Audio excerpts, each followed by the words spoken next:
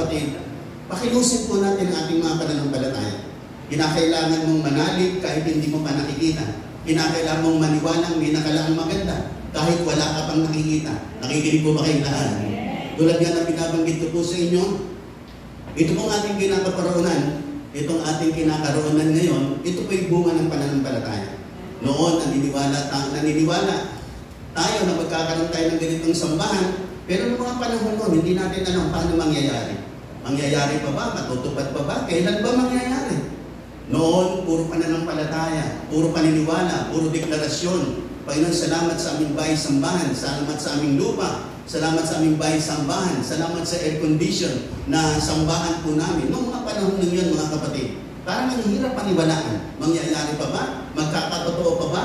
Paano ba? Sino ba ang gagamitin ng Panginoon? Meron bang mayamang tutulong sa amin? Meron bang mga taong darating dito na bibigyan kami ng 5 milyon, bibigyan kami ng 10 milyon para mangyari? Hindi po natin alam. Pero alam lang natin, pinatnubayan tayo ng Panginoon at sinasamahan tayo ng Panginoon at pagkasama mo si Lord, mayroong magandang bagay na mangyayari sa buhay mo. Amen po ba?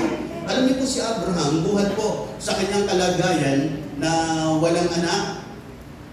At kung tinawag siya ng Panginoon at the age of 75, nung tinawag siya ng Panginoon, at kung tinawag siya ng Diyos, ang sabi sa kanya pa, Abraham, ikaw ay magiging ama ng maraming bansa. And for 75 years, mga kapatid, naghihintay siyang magkaroon ng anak at hindi po siya magkaroon ng anak. Hanggang tinawag siya ng Diyos at nangako sa kanya ang Panginoon. At si Abraham ay nagsimulang magkaroon ng pananampalataya. Kasi siya po ay naniwala na itong Diyos na kanyang kausap ay Diyos na tapat at Diyos na makapangyarihan sa lahat. Although there are times, meron pa rin siyang mga dinaan ng mga pagsubok ng kanyang buhay, pero ganun pa man, tinulungan siya ng Panginoon, ginabayan siya dahil ang kanyang pananampalataya ay pinatibay habang dumalao ng panahon. Nakikinig po ba kayong lahat? Mga kapatid, sa buhay po natin, sabi ko nga sa inyo, dumarating po ang iba't ibang mga stages na mga challenges, tests, and trials ng ating mga buhay. Talagang ganun po. Talagang dumaraan po tayo sa mga iba't ibang stages na yan. Pero ganun pa man, mga kapatid, ang purpose ni Lord ay bigyan po tayo ng tagumpay sa bawat stage na yan. Kung minsan mapapansin po ba, nakikinig po ba kayong lahat? Mapapansin po ba, nung bago-bago tayo sa Panginoon, maliliit lang ang problema natin? Bakit kung tumagal tayo sa Panginoon, parang lumalaki mga problema natin? Nakikinig po ba kayong lahat? Nakikinig po ba kayong lahat?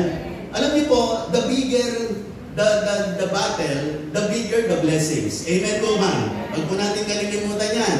Pag mas matindi yung po yung dinadaanan natin, mas matindi yung nakalaang pagpapala na nagmamanifest sa buhay ng bawat isa po sa atin. Kaya do not be discouraged. Talagang ganun, mga kapatid. Minsan sinasabi ni Pong, kailan ako tumagal, parang lalong bumigat ang problema ko. Bakit noon nagsisimula ako, ang problema ko lang 1,000 piso, 5,000 piso.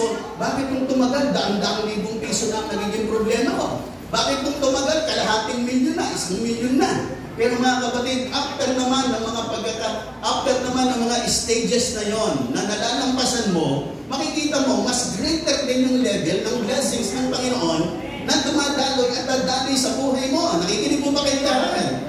Kaya po, sa mga dadaanan po natin, mga kapatid, talagang minsan nadi-discourage po tayo, nadi-disappoint, napro-frustrate. Talagang dumarating po minsan, pinanghihinaan tayo ng loob. Pero mga kapatid, just hold on, mga kapatid. Kapit lang, mga kapatid. Nakikinig po ba kayong lahat? Sapagat pinakalaang maganda si Lord para sa iyo. Nakikinig po ba kayong lahat? Alam niyo po, tingnan po natin itong buhay ni Abraham. From stage to stage ng kanyang buhay, dinala siya ng Panginoon.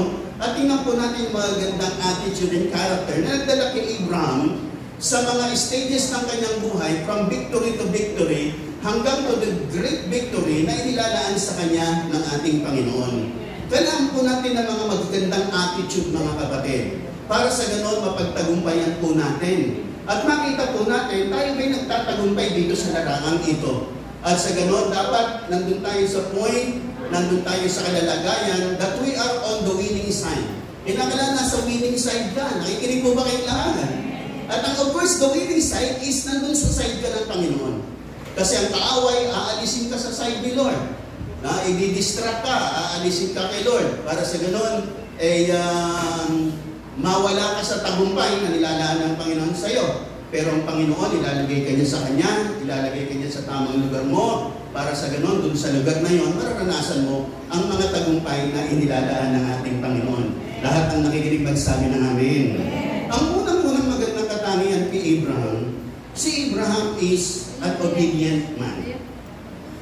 Nung siya'y maniwala sa Panginoon, sabi ng Panginoon sa kanya, nung magkaroon siya ng personal na ugnayan sa Diyos, sabi sa kanya ng Panginoon, Abraham, umalis ka dyan sa lugar mo at pumunta ka sa lugar na ituturo ko sa iyo.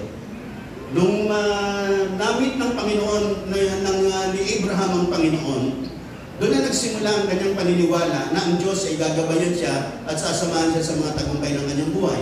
Kaya nung sinabi ng Panginoon, umalis siya sa kanyang bayan at pumunta sa lugar na ituturo ng Panginoon, si Abraham ay sumunod. Ang sabi nga ng ating binasa, kahit hindi niya alam saan siya pupunta. Nakikinig ko ba kayong lahat? Minsan po sa Panginoon, may mga times, sa pagsunod natin sa Panginoon, hindi natin malaman saan ba tayo pupunta. Ano bang mapapala ko rito? Meron bang magandang mangyayari sa akin? Minsan tumarating po tayo sa ganon. At minsan, pagka tinawag tayo ni Lord at sumunod tayo sa Kanya, may mga times talagang hindi natin alam. Ang alam lang natin, tinawag tayo ni Lord. Ang alam lang natin, may nakalaan sa atin si Lord. Kaya lang hindi pa malinaw sa atin. Ganyan din ako nung ako'y tinawag ng Panginoon. Nung tinatanong sa akin ng aking asawa, paano na tayo? Paano na natin mapag-aaral yung mga anak natin? Hindi ko alam sagutin lahat yun. Wala akong sagot sa mga bagay na yun. Hindi ko masagot na, hindi, pupunta tayo sa lugar na yun. Hindi ko alam. Basta ang alam ko lang, tinawag ako ng Diyos, gusto kong sumunod sa Kanya, basta yun lang ang gusto ko. No, yung mga sagot sa mga tanong na yun, hindi ko na alam. Paano mangyayari? Kaya maging yung pagpunta namin dito sa San Antonio, hindi ko to alam. Pero ang alam ko lang, sumusunod lang ako kung ano yung pinagagawa sa akin ng Panginoon. Mga kapatid, sa buhay na ito, sunod ka lang. Kung ano yung sinasabi ng salita ng Diyos, sundin mo lang. Pag sinasabi ng Panginoon na manalangin ka, manalangin ka. Pag sinabi ng Panginoon manatili ka, manatili ka. Pag sinabi ng Panginoon magpuri ka, then magpuri ka. Amen po ba? Nakikinig po ba kayong lahat? May mga season sa ating buhay na you need to have a personal direction from God. At lalo na po tayo bilang mga mananampalataya, yung direction sa atin ng Panginoon ay bibigyan po natin ng pagpapahalaga. At higit sa lahat, ikukonsulta din po natin sa mga taong kinikilala natin na makakatulong sa atin. Nakikinig pa ba kayong lahat? Nakikinig pa ba kayong lahat? Kasi ang mahalaga po, katulad ni Abraham, sumunod siya sa Panginoon dahil sabi nga ng Bible, hindi niya alam siya paroroon. Basta alam niya, gusto siyang dalhin ng Panginoon sa isang lugar kung saan pagpapalain siya ng Panginoon. Sa buhay ng bawat isa sa atin, maaaring hindi mo pa alam anong mangyayari sa inaharap, saan ka pupunta, saan ka makakarating. Pero isang magandang bagay, merong magandang planong nakalaan si Lord para sa iyo. Amen po ba? Mananatili ka lang sa Kanya, mananatili ka sa lugar na pinaglalagay niya sa iyo, higit sa lahat mananatili ka sa Kanyang mga salita. Yan po ay napakahalaga po para tayo po ay makaranas ng mga tagumpay at sa magitan po ng ating mga pananalig at pananampalataya, tayo po ay susunod sa Panginoon at naniniwala na mayroong nakalaang maganda si Lord sa buhay natin lahat. Nakikinig po ba kayong lahat? Mga kapatid, hindi ko alam ang mga nilalaan ng Panginoon sa inyo, pero alam ko napakaganda ng nilalaan ni Lord para sa iyo. Amen po ba? Yung naniniwala, magsabi ng amen. Mayroong magandang nilalaan si Lord sa iyo. Kasi yun naman ang sabi ng Panginoon, di ba? I know the thoughts that I think towards you, thoughts of good and not of evil, to give you an expected end. Alam ko yung iniisip ko para sa iyo, alam ko yung plano ko para sa iyo, ito'y para sa ikabubuti mo at hindi para sa ikapapahamak mo. Amen po ba? Mga kapatid, ang isang mahalagang bagay lang, nananatili ka kay Lord, nananatili ka sa salita ng Panginoon. Ganun din, ikaw ay nasa isang lugar na kung saan, doon ka nilagay ng Panginoon, doon ka pinalalago ng Diyos, doon ka pagtatagumpay ng Panginoon, doon mo marireceive ang anointing ng Panginoon para ikaw ay magtagumpay sa buhay na ito. Yung nakikinig, magsabi ng amin. Yung naniniwala, magsabi ng hallelujah. At pwede pa natin palakpakan ng malakas ang ating Panginoon. Amen po ba? Si Abraham po naging isang magandang character and attitude ni Abraham. Masunurin po si Abraham. Although, siyempre, there are times na minsan may mga struggle. Gagawin ko pa ba ito? Susundin ko ba ito? Pero ganun pa man, nanaig pa rin kay Abraham ang pagiging masunurin. Nung siya tinawag ng Panginoon, sumunod siya. At nung dumating yung time na magkaanak siya, sabi ng Panginoon, ihandog mo sa akin yung anak mo, sumunod pa rin siya. Although there will be a great struggle in the life of Abraham bago niya ihandog si Isaac. Kasi hinintay niya ng maraming taon. Pagkatapos ng maraming taon, sasabihin ng Panginoon sa kanya, ihandog mo sa akin yung anak mo at ialay mo sa akin doon sa bundok ng Moriah. Parang napakahirap. Pero ganun pa man, si Abraham ay naging masunurin. Mga kapatid, the manifestations of the blessings of God. Tayo pong lahat ay mga pinagpala na ng Panginoon. Lahat ng pinagpala rito magsabi ng amen. Pero ang manifestation ng blessing ng Panginoon ay nararanasan po natin as we activate our faith at yung pananampalataya natin ay pinakilos po natin at pinagawa po natin sa magitan ng ating pagsunod sa salita ng Panginoon. Naniniwala po ba kayong lahat? Naniniwala po ba kayong lahat? Yung nananampalataya, masunurin. Amen po ba? Mga kapatid, may mga parte ng salita ng Diyos na mahirap sundin. Ang hirap. But you need to obey. Kung gusto mo ng manifestation of the blessings that God has had for you, na sumasayo yung pagpapala ng Diyos, kung gusto mo magkaroon ng manifestation, you need to obey. Kahit na minsan mahirap, kahit na minsan masakit, but you need to obey. Nakikinig mo ba kayong lahat? Hindi po lahat ng uutos ni Lord sa atin madali. Gusto natin. Minsan may time mahirap. Si Abraham nga, napakahirap. Yung muling-muling test niya. Diba? Pinapahandog yung kanyang nag-iisang anak. Pinakamamahal niyang anak. Pinahandog sa kanya ng Panginoon. Pwede naman niyang sabihin, Lord, napakarami kong kawan. Napakarami kong tauhan. Ba't hindi na lang kayo pumili sa mga tauhan ko? Ba't hindi na lang kayo pumili sa kawan ko kahit libo-libong kawan? Iahandog ko sa iyo. Bakit ito pa? Minsan, dumarating po tayo sa ganon, yung pinakamahalaga sa atin, yun ang hinihingi ng Panginoon. Diyan makikita ang ating mga obedience. At lahat na nakikinig magsabi ng amin. Mga kapatid, minsan doon sa mga panahong napakahirap na ikaw ay susunod sa Panginoon, doon pa lamang magkakaroon ng reality at katotohanan na ikaw nga ay masunurin sa Panginoon. Nakikinig po ba kayong lahat? Na ako po'y mag-resign sa trabaho, hindi ko po alam paano mangyayari. Hindi ko po alam kung may mangyayaring maganda. Basta tangalan ko, susunod lang ako kay Lord. Kaya ako po ay 5 taon ako po ay nagtatrabaho sa iba't ibang kumpanya. At ako ay nagpe-pray na ako'y ma-regular sa isang kumpanya. Napakarami ko pong pinuntang kumpanya. Napunta ako sa textile, napunta po ako sa gawaan ng sako, napunta po ako sa gawaan ng gamot sa Mid Johnson, napunta po ako sa Goya Products. Iba't ibang kumpanya pong napuntahan ko, hanggang sa mga kumpanya na yon, lagi ako nagpe-pray, Lord, bigyan mo ako ng regular na trabaho. Napunta po ako kahuli-hulihan sa Ajinomoto Philippines. At dun sa lugar na yon, na-regular naman ako. Kaya nung ma-regular ako, tinawag naman ako ni Lord na mag-resign ako sa trabaho niya. Samantalang napakarami ko kumpanyang pinanggalingan, yung iba naka 1 taon ako, yung iba naka 5 months ako, yung iba naka 8 months ako, pero hindi po ako naging regular. Hanggang dumating ako sa isang kumpanya kung saan na-regular ako. Nung ma-regular naman ako, tinawag naman ako ng Panginoon. Nakikinig po ba kayong lahat? Minsan, pagka sa mga ganong pagkakataon, ang hirap po mag-decide. Ang hirap po pag tinitingnan mo ay ang kalagayan mo, kinabukasan mo, pamilya mo. Pero kapag tumingin ka kay Lord, na maniniwala ka na sa pamamagitan ng pagsunod sa Panginoon, may nakalaang mabuti at maganda para sa iyo. Amen po ba? Kaya nga sinasabi ko po, hindi po ako nagpastor dahil wala po akong makuha trabaho. Ako po'y nagpastor, meron po akong regular na trabaho. No, ako po'y tinawag ng Panginoon. At yan pong trabaho ngayon ay aking pong isang tabi para lamang po sundin ang tawag ng Panginoon sa aking buhay. Nakikinig po ba kayong lahat? Kasi ang kata ng iba kaya ka nagpastor yan, wala na kasing makuha trabaho. Kasi hindi naman nakatapos, walang trabaho, kaya nagpastor na lang. Hindi po mga kapatid. Hindi po. Meron po akong regular na trabaho na ako po'y tinawag ng Panginoon. At yan po ang aking unang regular job na ako po'y na-regular sa kumpanyang yan. Kaya lamang tinawag ako ng Panginoon at mas nang ibabaw yung tawag ng Diyos sa aking buhay. At ang isang dakilang katotohanan, hindi naman po ako nagsisi. Amen po ba? Although there will be times sa buhay natin mga kapatid. Ako kasi dumating din ako sa punto ng buhay ko. Nung ako ay tinawag ng Panginoon, dumating yung mga pagsubok ng buhay ko. May mga time nagtatanong ako kay Lord, Lord, tama po ba yung naging desisyon ko? na ako po ay mag-resign sa trabaho at pag pumasok na sa full-time ministry. May mga time dumarating po yung katanungan yun sa aking buhay. Na kung ako ba'y tama po yung naging desisyon ko o namali po ba ako ng desisyon. Pero ganun pa man, tuloy lang, tuloy lang. Nakikinig pa ba kayong lahat? Minsan hindi mo kagad makita. Pero isang mahalaga, sumunod ka. Yun ang pinakamahalaga.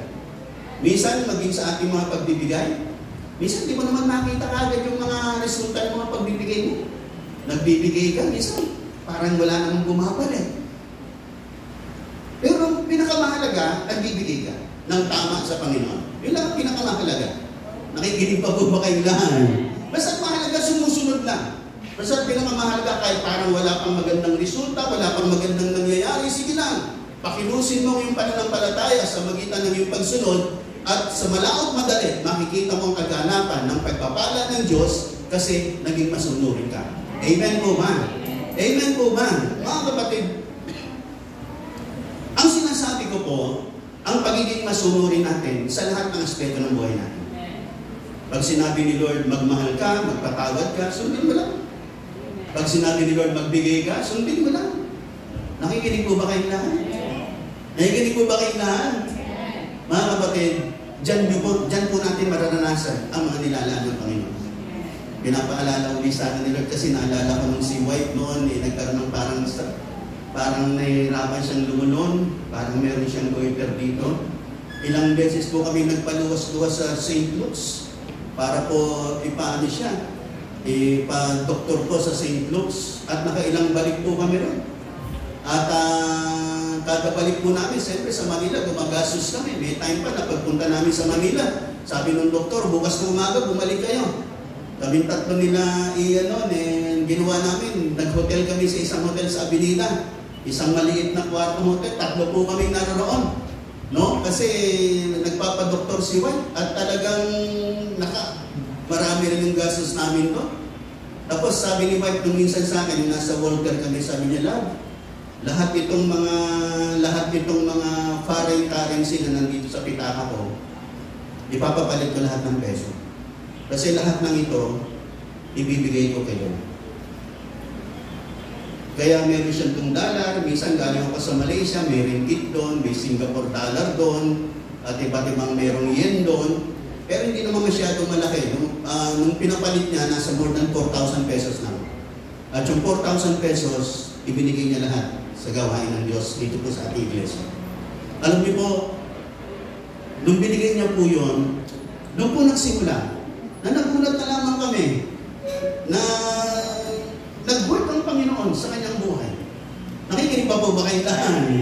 Kaya nung pumunta ulit kami sa St. Luke's, sabi nung isang doon, pupunta siya ron sa parang isang radiation room. Sabi sa kanya ng lalaki ron, bakit po ba kayo nandito?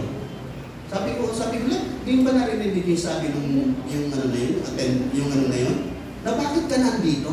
Ibig sabihin, ang tingin niya sa'yo, wala kang sakit, ba't ka nandito?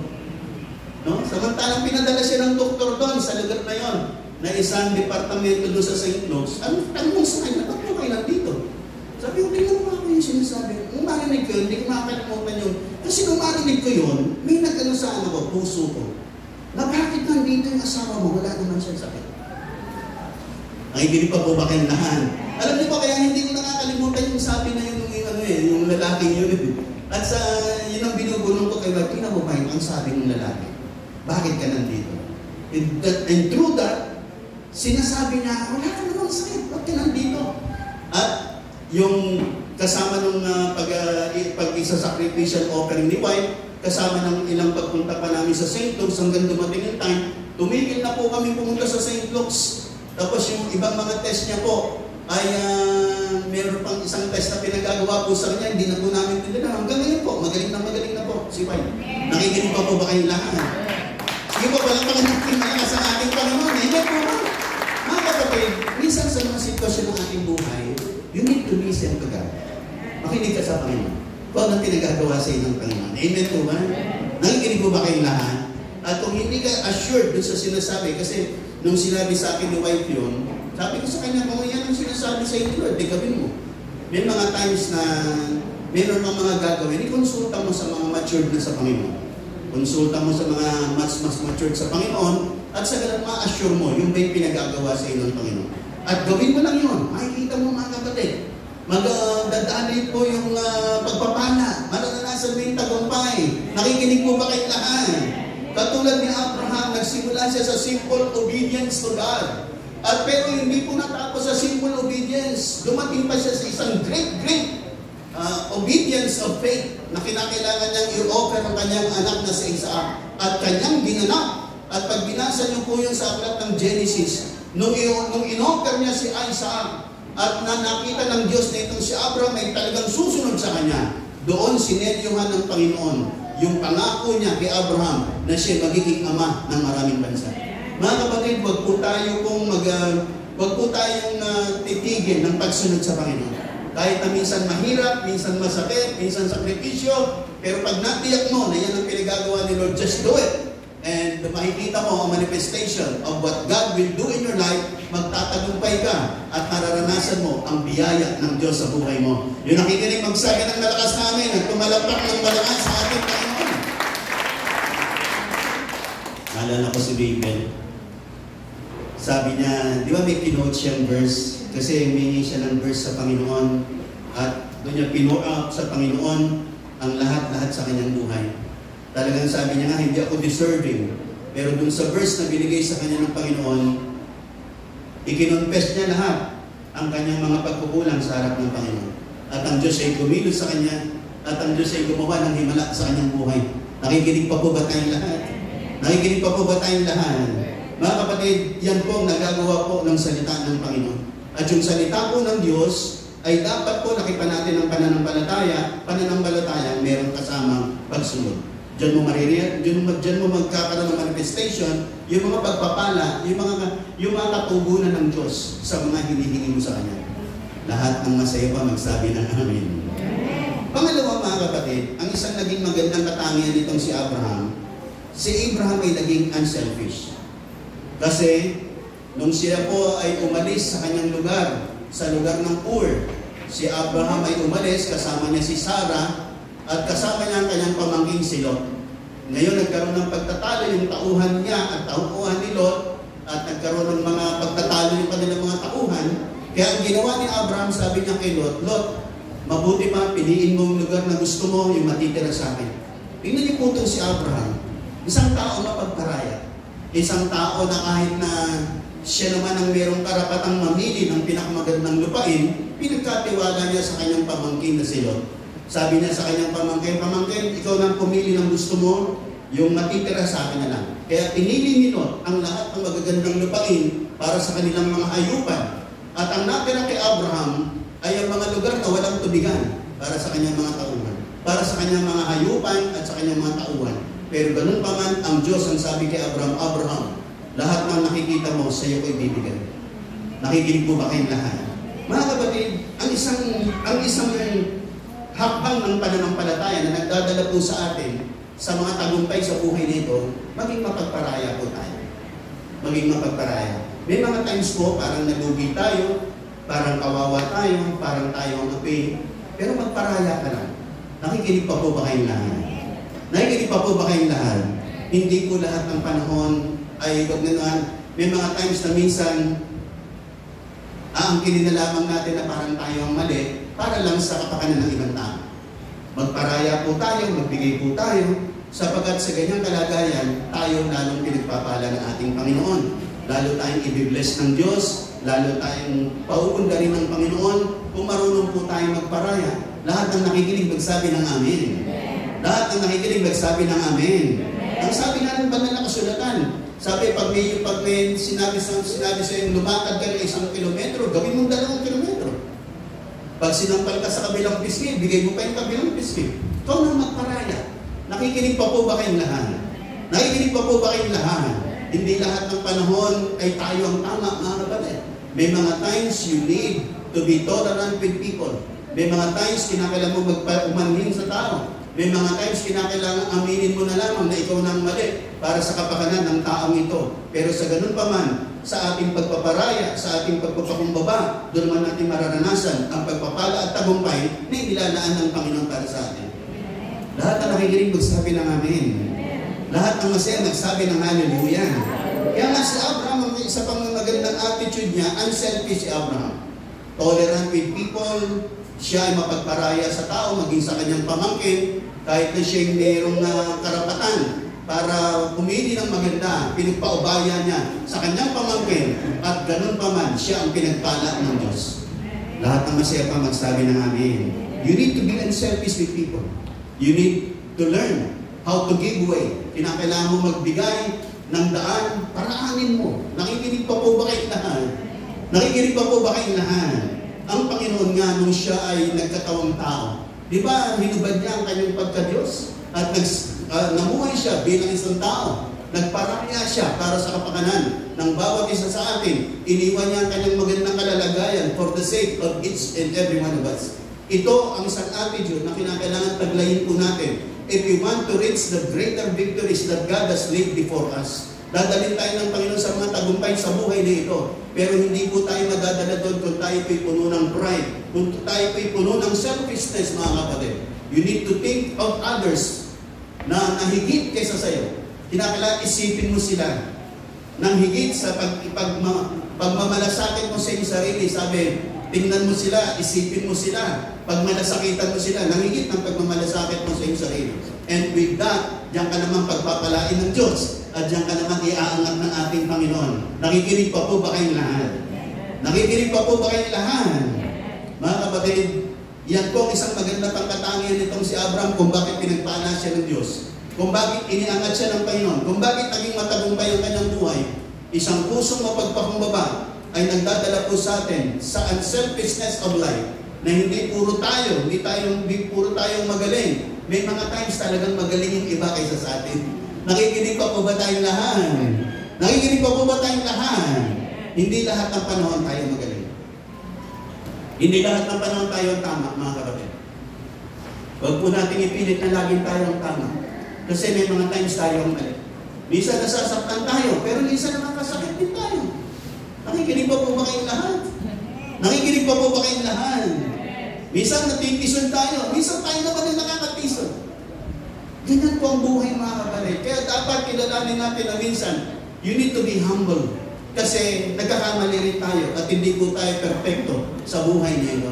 At kung tayo po'y humble, yung mga humble, yun ang inaangat ng Diyos. Yun ang dinadala ni Lord sa mga tagumpay ng buhay. Amen po ba? Yun ang pinagpapala ng Panginoon. Yun ang nilalagay ni Lord sa itaas. Yun ang ginagawang number 1 ng Panginoon.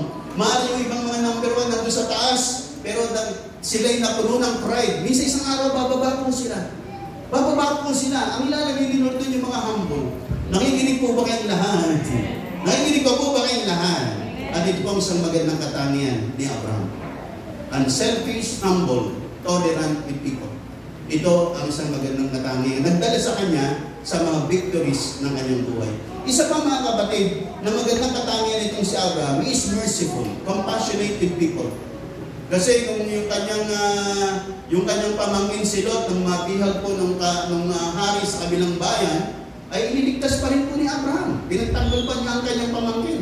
At naging mahabagin siya, naging compassionate, maawain, at iniligtas niya po si Lot. Yan po ay nasa Book of Genesis pa rin po, mga kapatid.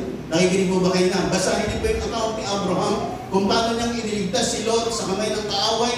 Despite the fact, sila'y naghiwalay, kinuha ni Lot yung magagandang lupain, pero ganun pa man, nung nagka-problema si Lot, tinulungan pa rin itong si Abraham. Ganun po ang buhay ng isang taong pinagpapala ng Panginoon. Sa buhay ng bawat isa sa atin, lahat ng nakikinig, magsabi ng amin. Makakapag po tayo sa mga tao, magkakaroon po tayo ng compassion for people. Kahit na minsan yung mga taong lumait sa atin, nanira sa atin, mga kapatid, you need to be compassionate with people and merciful with people, mga kapatid. At kapag kaganyan ang mga attitude natin, yan ang mga taong pinagpapala ng Diyos. Yan ang mga taong inaangat ng Panginoon. Nakikinig pa po ba kayong lahat? Na naman nagawa sa atin ng tao, mga kapatid, let us just forgive them, mga kapatid. At pagpanalangin natin, Lord, pagpalain mo sila, Panginoon. Biyayaan mo sila, Panginoon. Amen po ba? Kasi tinawag po tayo para magpala, hindi para sumumpa. Nakikinig pa po ba kayong lahat? Sabi nga ng aking kaibigan, pag kayong isang tao pinagpala mo at hindi naman siya karapat-dapat pagpalain, ang pagpapala'y tatalbog sa kanya at babalik sa iyo. Nakikinig po ba kayong lahat? Pero pag isang tao sinumpa mo, tapos hindi pa siya karapat-dapat sumpain, Yung sumpa, initatalaw sa kanya, babalik sa'yo. Ikaw ang magiging sinumpa. Kaya nga tayo po, tinawag tayo to bless people. Nakikinig po ba kayong lahat? Kahit na minsan nakagawa siya ng atraso, pag dumating yung time, lumapit sa'yo, humingi ng tulong, tulungan mo. Nakikinig pa po ba kayong lahat? And with that, lalo kang pagpapalain ng Diyos. Kasi nakita ng Panginoon kung paano tayong kinahabagan ng Diyos, tayo naman ay mag-i-extend ng mercy with other people. Sapagkat tayo man ay kinahabagan lamang ng Panginoon. Walang pong magaling sa atin, walang matuwid sa atin mga kapatid. Hanggang ngayon, marami pa rin tayong mga pagkukulang. Pero kinakailangan nating lawakan ang ating pangunawa sa mga tao.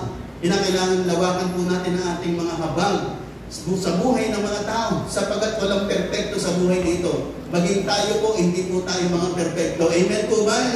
Kaya po tayo narito, it is all because of the grace and mercy of God sa ating mga buhay. Kaya tayo nakakatayo, kaya tayo nakakapaghayag ng mabuting balita, kaya tayo ginagamit ng Diyos, kaya tayo umaangat. Lahat ng ito, habag at biyaya ng Diyos sa ating lahat. Kapag kung titingnan natin, hindi talaga tayo karapat-dapat mga kapatid. Tingnan niya yung patotoo ni Mabel, sabi niya, hindi naman ako deserving. Pero ganun pa man, ang Diyos sa kanyang kabutihan, inaabot niya po tayong lahat. Kinahabagan niya tayo, kinaawaan niya tayo, at pagdarating yung time na tayo naman ang mag-extend ng love, grace, forgiveness, and mercy sa buhay ng mga tao. Sapagkat dapat mo malaman, tumanggap ka sa Panginoon ng mga bagay na yan, ikaw naman ngayon ang mag-extend sa buhay ng ibang mga tao. At sa ganoon, mararanasan mong ikay pinagpapala ng ating Panginoon. Nakikinig pa po ba kayong lahat? Nakikinig pa po ba kayong lahat? Si Abraham, ganoon ang ginawa niya sa kanyang pamangkin na si Lot. Despite the fact, yung kanyang pamangkin humiwalay sa kanya, yung kanyang pamangkin ay pinili yung mga magagandang lupain, pero nung nagka-problema yung kanyang pamangkin si Lot, siya pa rin ang tumulong sa kanyang pamangkin na yun. Kaya nga si Abraham, lalong pinagpala ng Diyos. At nagkaroon ng kaganap at katuparan yung pangako ng Diyos sa kanya na siya magiging ama ng maraming bansa. Hindi naman po siya naging ama ng maraming bansa sa isang iglat. Dumaan po siya sa mga series of tests and trials of his life. Dumaan po siya, mga kapatid. Are you listening? Are you listening? Tayo nga po, sabi ko nga lagi po, halimbawa, yung isang bata nangarap siyang maging doktor. Hindi naman after 3 years, doktor kagad siya. Dadaan pa siya sa mga series, sa proseso, sa mga series of tests, sa mga struggles ng buhay. Darating pa po siya yan. Hanggang napagtatagumpayan niya siya, nanyayan, ay paparating siya, papalapit siya ng papalapit sa katuparan ng kanyang pangarap. Ganon din po tayo.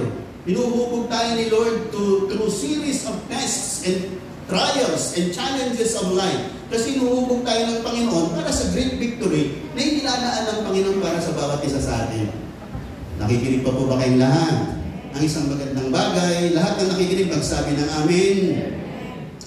Lahat ng bagay na dinadaanan po natin mga kapatid, hindi ka pinadaan dyan ni Lord para matalo. Pinadadaan ka ni Lord dyan para magtagumpay. Amen ba? Ano man ang problema mo, ano man ang dinadaanan mo ngayon, lahat ng yan, may mga trials man, test, problem, challenges na dinadaanan ka, lahat ng yan, pinadaan ka ni Lord dyan kasi alam niya, magtatagumpay ka dyan, kasi in-empower ka na ng Panginoon. Nakikinig pa po ba kayong lahat? Hindi ka pinadaan ni Lord para matalo, pinadaan ka dyan para magtagumpay, at pag nagtagumpay ka dyan, you are going to the next level higher ng buhay mo, and after another test of life, na pagtagumpay mo, aangat ka na naman to another next level, pag napagtagumpay mo na naman to another next level, hanggang makarating ka sa great victory na inilalaan ng Panginoon para sa iyo. Si Abraham ay dumaan po sa series of tests ng kanyang buhay. At siya po ay pinapagtagumpay ng Diyos. Nagtagumpay siya hanggang marating po niya yung peak ng pangako ng Diyos sa kanya na magiging ama siya ng maraming bansa. Ganon sa buhay ng bawat isa sa atin mga kapatid. Tinawag tayo ng Panginoon through series of tests and series of victories sa buhay na ito. Hindi ka pinadaan sa mga test na yan para matalo. Magtatagumpay ka. May solusyon si Lord para sa iyo. Amen ba? Meron siyang lakas para sa iyo. Meron siyang biyaya para sa iyo. Amen po ba? May sakit ka man, pagagalingin ka niyan. Amen po ba? Pagagalingin ka ni Lord. Amen po ba? Nangihina ka, palalapasin ka ni Lord. Amen po ba? Nagiging ka, di mo malaman ka ng Panginoon. Amen po ba? At sa sa malawak, madali, makikita mo sa simula, sa kalagitnaan, hanggang sa kaduluduluhan. Lahat ng ito dahil sa biyaya ng Panginoon sa akin, na nagdala sa akin, sa great victory na inilalaan ng Panginoon para sa akin. Ang mahalaga lang mga kapatid, huwag kang bibitiw sa pananampalataya. You need to believe. You need to believe. Let your faith works for you. Yung pananampalataya mo, hayaan mo kumilos at gumawa sa buhay mo. Manalig ka. Amen po, man. Pag nangihina ang pananampalataya, go to your prayer room. Magbasa ka ng salita ng Diyos. At yung salita ng Diyos, yun ang magpapalakas sa iyong pananampalataya. Amen po ba? Bakit? Faith comes by hearing, and hearing by the Word of God. Pag nangihina ang pananampalataya mo, you need the Word of God. You need the Word of God. Amen po ba? Pag nangihina ka, maaaring gutom ka na, kumain ka, lalakas ka ulit. Kapag nangihina ang pananampalataya mo, dwell on the Word of God. Listen to the Word of God. Mga kapatid, at makikita mo, lalakas ka, titibay ka, tatatag ka, at makikita mo, mapagtatagumpayan mo at malalampasan mo because of the Word of God. Lahat na nakikinig, magsabi ng amin. Ang isa pang magandang katangian kay Abraham, Abraham is a generous person. Nung siya po'y nagtagumpay sa pagliligtas kay Lot, nakasamsampu siya ng maraming yaman at nagbigay siya ng ikapo kay Melchizedek. Si Abraham marunong magbigay. Mga kapatid, isang tagumpay sa buhay natin na pinagdadalan sa atin ni Lord na kinakailangan mapagtagumpay din naman natin ang larangan ng pagbibigay. You need to learn how to give right before the Lord. Kasi yung susi na yan ang magdadala sa iyo sa mga greater victories ng buhay mo. Maliban lang kung ayaw mong sumagana sa buhay na ito, huwag magbibigay. Huwag magbibigay. Pero kung ikaw ay gusto mong sumagana, umunlad, yumaman sa buhay na ito, you need to give right sa harap ng Diyos. Kasi hindi gagaan ang iyong buhay, lalo na sa larangan ng finances, hanggat hindi mo natututunan ang tamang pagbibigay. Naranasan po namin ni White ng umutang, mga kapatid. Kami noon, mag-a-allowance kami, pagkatapos magbabayad kami ng utang, mangungutang na naman kami. Ganun po ang naging buhay po namin noon. Hanggang dumating nga ako sa time na sabi ko nga sa inyo, may mga times na hindi ako nagbibigay ng tithes. Kasi yung allowance namin sa church napakaliit at kulang na kulang sa aming pamilya. Kaya hindi ako nakakapag-tithes ng mga panahon yun. At lalo naman kami nalulubog sa utang. Hanggang dumating yung time, nakipag-deal ako sa Panginoon, sabi ko, Lord, patawarin mo po ako. Hindi po ako nagbibigay ng tithes sa inyo, Panginoon, ako pa naman ng pastor. Pero Panginoon, ang covenant ko sa iyo, Panginoon, simula sa araw na ito, magta-tithes na po. Nag-tithes po ako. Tithes utang, tithes utang, tithes utang. Pero lumipas ang mga ilang buwan, mga kapatid. Napansin ko, gumaga ang unti-unti yung larangan ng aming buhay. Hanggang dumating yung time, pinalaya po kami ng Panginoon sa pagkakautang. Mga kapatid, hindi ka makakalaya sa kabigatan ng buhay sa larangan ng iyong finances pag hindi ka naging tapat kay Lord sa larangan ng pag-ikaw. Mga kapatid, hindi ka makakalaya dyan. Pabigat ang takbo ng finances ng buhay mo hanggat di mo yung hinaayos siya. Ayusin mo lang, kapatid. Nakikinig po ba kayong lahat? Nakikinig po ba kayong lahat? Minsan ang hirap isipin, paano babalik, paano mangyayari. Huwag mo nang isipin yan. Bahala si Lord doon. Amen po ba? Paano ka makakaahon? Paano mo mararanasan ang pagpapalang ito? Huwag mo nang isipin yan. Basta ang mahalaga, sumunod ka lang sa sinasabi ng salita ng Panginoon. And you will experience, mga kapatid. Yung pagpapala ng Diyos, unting-unting dumadaloy, gumagaang yung takbo ng kabuhayan mo, nakakalaya ka sa mga obligasyon, pagkakautang na yan, at nagiging maganda ang financial flow ng iyong buhay kasi naging mapagbigay ka at tama ang iyong pagbibigay. Lahat ang nakikinig magsabi ng amin. Mga kapatid, mga kabataan, ni-encourage ko kayo, apply nyo ang prinsipyo nito. Sabi ko nga sa inyo sa isang preaching ko na nakaraan, pagdating ng araw sa mga kabataan ito, mayroong mga mamumukod tangi sa inyo, mga kapatid. At yung mga kabataan mamumukod tangi sa inyo, yung mga kabataan marunong magbigay ng tama kay Lord. Maaring sabay-sabay kayo mga kabataan, pero yung mga kabataan naging seryoso, naging tapat sa kanilang pagbibigay sa Panginoon sa panahon sila'y kabataan, mga estudyante, pero naging seryoso sila, makikita nyo silang aangat. Nakikinig ko ba kayong lahat? Naalala ko yung patotoo ni Sister Dali. Sabi niya, nung nag-aaral ako, tinitipid ko pati merienda ko, para lang mag-ika po ako sa Panginoon. Ngayon nakita niyo yung bahay ni Sister Dali. Napakaganda ng bahay ng Santa Rosa. Nung tinawag kami roon, pinabless sa amin yung bahay na yon. At nung nag-groundbreaking yung lupa na yun, pinatawag din niya ako. Ang kagandahan niya sa buhay ni Sister Dali, kahit wala na po siya rito sa church na to, kinikilala pa rin niya.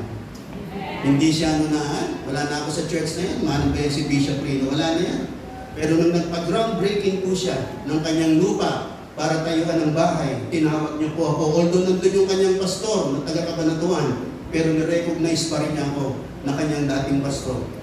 Nagdeklara ako doon, nag-prophesy ako sa lupain yun, na yung itatayong bahay doon ay hindi magiging dahilang magkautang-utang siya, bagkos lalo siyang pagpalain at walang kukulangin. Amen po ba? At tumatayo na yung bahay. Sabi niya, Pastor, hindi ko pa dedicated yung bahay na to, pero gusto kong unang manalangin sa bahay na to, ikaw, Pastor. Kaya tinawag niya po kami mag-asawa. At sabi niya, hindi pa po ito yung dedication, pero ikaw ang gusto kong unang manalangin sa bahay na ito.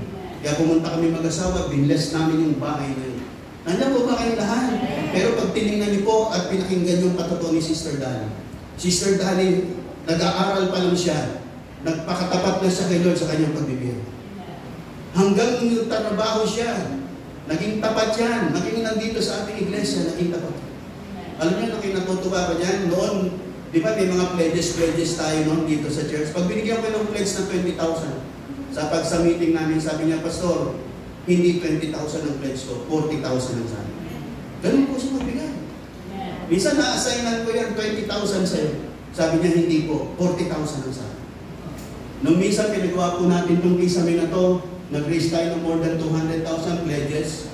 Sabi ko, hanggang dito na ang inabot, wala na tayong pampakisame sa likod. Sabi niya, Pastor, tapusin na natin ang likod. Magbigay ulit tayo. Mag-pledge ulit tayo. Kasi pangit namang na gawa natin ito, tapos doon, wala. Pledge ulit tayo. Sabi niya, kailangan lang matapos yung buo na yan. Hindi ito lang. Tapusin natin ang likod. Kaya, very much encouraged ako nung nandito siya. Hindi siya nagre-reklamo. Bagkos siya pa nagpupus. Pastor, tapusin natin. Dagdagan pa natin. Nakikinig pa po ba kayong lahat? Nakikinig pa po ba kayong lahat? Tapos nung bibili po ako ng sasakyan, yung isang pastor na nag-guest dito, yung kaibigan kong pastor, sabi niya, mag-guest ako sa church mo. Hindi siya mag-guest ka sa church ko. Yung pala nung mag-guest siya, i-encourage niya yung church natin na bilan ako na ng kotse. Kaya yung pastor na yon nagbigay ng 50,000. Tapos, si Sister Dali, nung nakikinig siya, sabi niya, Panginoon, kung ano yung bibigay ng pastor na to, para sa kotse ng aming pastor, yun din ang ibibigay. Kaya nung sabi nung aking kaibigan pastor, magbibigay ako ng 50,000 para sa kotse ng pastor nyo. Sister Dali, nakikinig sa Panginoon, bibigay ko rin yung 50,000. Tapos meron pa pong isang kapatiran dito, yung pampapintura niya ng bahay niya, 40,000, binigay rin po niya para sa kotse. Alam niyo yung mga tao niya, pinagpala. Yung nagbigay ng another na yun, na isa pa, nasa ibang bansa na po yun. Nasa ibang bansa na po yun. Ilang beses din yung nagka-problema, hanggang na-deny, na-blacklisted sa ibang bansa, pero mga kapatid, binigyan pa rin ng pabor ng Diyos. Sabi, blacklisted siya sa lugar na yun. Kasi maraming mga inconsistencies sa kanyang mga papeles. Pero mga kapatid, hindi nakalimutan ng Diyos ang kanyang pagtulong sa gawain ng Panginoon. Nakikinig po ba kayong lahat? Yung kapatid na yan, mga kapatid na nasa ibang bansa, nung minsan, matagal na pumanahon, minsan dumalaw ako sa kanya galing sa ibang bansa para lang ipag-pray siya. Kasi alam niyo, bihira akong pumunta doon sa mga galing sa ibang bansa. Sister Lilia, dinalaw namin Sister Lilia, kaya lang, wala siya ron, wala siya. Pero ang isang katotohanan po, minsan may mga na-offend sa akin, kasi minsan yung mga ibang galing sa ibang bansa, hindi ko pinupuntahan. Kasi minsan parang nahihiya ako, na baka kaya pupunta ako, baka isipin nila, kaya ako pupunta, nahihiya ako ng pasalubong. Kaya minsan nahihiya akong pumunta. Pero may mga iba naman nagtatampo sa akin. Galing sa ibang bansa, hindi ko pinupuntahan. Pero ito isang kapatid na to, minsan dumating galing ibang bansa, hindi ko siya pinupuntahan, pero after 1 week, pinuntahan ko. Nakikinig pa po ba kayo lahat? Nakikinig pa po ba kayo lahat? Alam niyo, nung pinuntahan ko siya, binigyan niya ako ng love gift. Nung binilang ko yung love gift, 50,000 pesos. Sabi niya, Pastor, gamitin mo kung saan mo gusto. Ang ginawa ko yata, parang naalala ko, parang binigay ko sa proyekto ng church. Yung pera niya. Nakikinig pa po ba kayong lahat? Kasi nung panahon na yun, nagbabayad sa kotse, tapos binili pa natin yung lupa na yan. Kaya ang ginawa ko, naalala ko, kasi yung kapatid na yun, 2 beses niya akong binigyan ng 50,000. Nung makalipas ang ilang taon, galing ulit siya sa ibang bansa, tinalaw namin, binigyan ka ulit ako. Sabi niya, gamitin mo basta kung saan mo gusto gamitin. Nandiyan pa po ba kayong lahat? Pero nakita ko ba yung tao yung pinagpala ng Panginoon? Mga kapatid, bakit ko po kayo in-encourage? Ang pagpapala po natin, lalo na sa larangan ng finances, ay sa mga itinatanim po natin. Magtanim po tayo ng tama. Itanim mo ng tama at makikita mo magbubunga yan. Nakikinig pa po ba kayong lahat? Si Abraham may pinagpala ng Diyos kasi marunong siyang magbigay ng tama. Ganun din sa buhay ng bawat isa sa atin. Itama mo lang. Amen po man. Lahat ng nakikinig magsabi ng amen. Sabi mo sa katabi mo, itama mo lang. Wag ka basta magbibigay. Pag nagbigay ka, dapat tama. Nakikinig po ba kayong lahat? Dapat pag nagbigay ka, itama mo.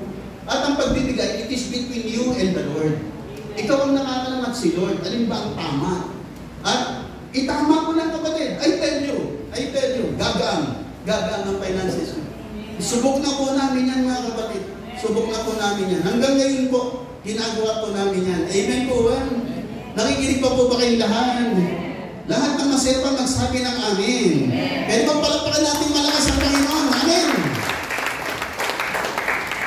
Alam niyo po, pagka nagbe-mentoring kami pag Biyernes, yung mga kasama po rito, yung mga council po natin, pag ako po nagtuturo ng Biyernes, medyo mas malalalim po at medyo makarne. Minsan nga, sabi ni White sa akin, ako ba naman? Para namang yung mga tinuturo mo, parang napakabigat naman. Pero mga kapatid, lahat na nakikinig magsabi ng amen. Lahat na nakikinig magsabi ng hallelujah. Mga kapatid, ito pang nais kong tandaan po ninyo. Maaaring ngayon, yung iba sa inyo naintindihan yung sinasabi ko. Maaaring yung iba sa inyo, hindi nyo ako naintindihan.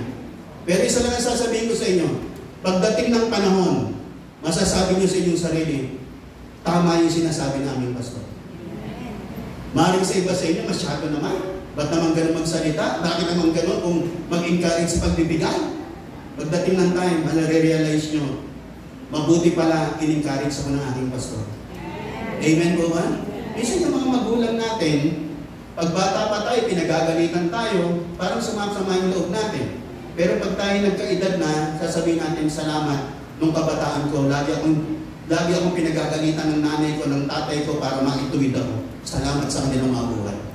Pero nung mga panahong kabataan ka, parang ayaw mong narinig na pinagsasabihan ka, kinokorek ka, sinisita ka, parang ayaw mo yun. Pero pagdating ng time, magpapasalamat ka kasi may nag-correct sa'yo, may sumita sa'yo, may nagtuturo sa'yo ng tamang landas. Nakikinig pa po ba kayong lahat? Ganun din mga kapatid ang aking mitiin sa inyong mga buhay. Gusto ko umunlad kayo, yumaman kayo, gumangang inyong mga buhay. Yung makita ko lang na gano'n na ang kalagayan ng inyong buhay, masayang-masaya ako para sa inyo. Ibig sabihin, ang inyong pananampalataya ay nag-work. At ang inyong pananampalataya ay nagbunga ng maganda. Kasi sinamahan niyo yung pananampalataya ng pagsunod at magagandang katangian, katulad ng pagiging generous. Maging generous tayo mga kapatid. Nakikinig pa ba kayo lahat? Alam niyo po ako hanggang sa panahon ito, yung mga taong matataas sa akin na kinikilala ko, may mga tayo, binibigyan ko sila lang. Binibigyan ko po yan. Nakikinig ko ba kayo lahat? Minsan kung iisipin, mas marami siyang pera sa akin, mas magandang sasakyan niya kaysa sa akin, pero hindi doon. Yung sinasabi ng Panginoon. Pag sinabi ng Panginoon, bigyan mo tong pastor mo, bigyan mo tong mentor mo. Basta sinabi ng Panginoon. Are you listening? Nakikinig ba kayong lahat? Pag yan po ay naging isang pamantayan po natin, makikita nyo, gagang ang pananalapi nyo. Gagang ang inyong pananalapi. At tulad ng binabanggit ko po, sa malawat madali, pagdating ng time, ang mabubukod tangi sa inyo, ang aangat ng buhay, ang kabuhayan, yung mga taong naging matapat na nagbigay sa Panginoon, nagbigay ng tama, nagbigay ng matuwid, nagbigay ng karapat-dapat sa harap ng Panginoon. At sila ang magkakaroon ng mga tagumpay. Sila ang aangat, sila ang mapopromote, sila ang magiging prosperous sa buhay nito. Are you listening?